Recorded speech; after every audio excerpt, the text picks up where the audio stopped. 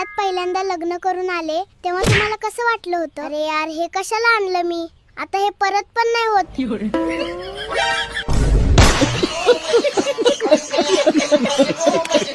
अहो, नवरा आहे मी तुझा. मी जसं म्हणणार तसं होईल या घरात. काय म्हणणं आहे तुमचं? आधी फरशी पुसणार, मग भांडे घासणार. क्या बात है सर, क्या बात है सर, क्या बात, ये बात है. हॅलो, काय हो? तुम्हाला किती वेळा सांगितलं मला फोन करत जाऊ नका? प्रत्येक वेळेस सांगत बसू का? माझ्या सुखी संसारात मिठाचा खडा टाकायचं काम करताय तुम्ही. ए बाय, कोण आहे तू? कशाला फोन करतेस माझ्या नवऱ्याला? त्यांनी किती वेळा सांगितलं तुला फोन करू नको म्हणून. तू जर पुन्हा फोन केला तुझे तंगडेच तोडीन. चल ठेव फोन. काय हो, पण कोणाचा फोन होता?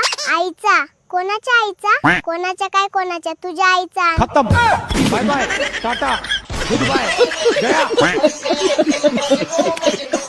हॅलो, काय हो? तुम्हाला किती वेळा सांगितलं मला फोन करत जाऊ नका? प्रत्येक वेळेस सांग. आई ग. हं? बायको ग.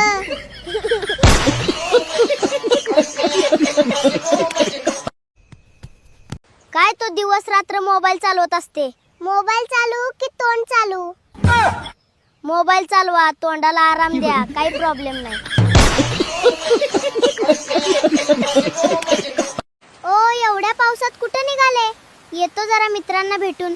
भिजून आले तर चालेल, पण हालत दुलत आले तर कपड्यासकट पिळून काढेल.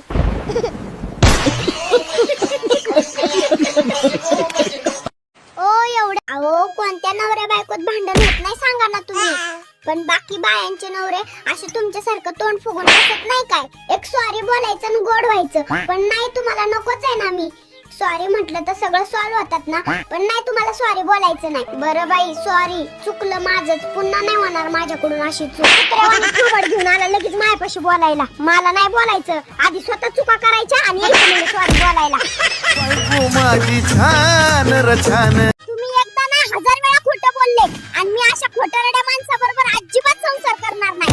चाले मी घर सोडून माझ्या बापाच्या घरी. असं नको करू. प्लीज मला नको सोडून जाऊ. तुझ्या पाया पडतो मी.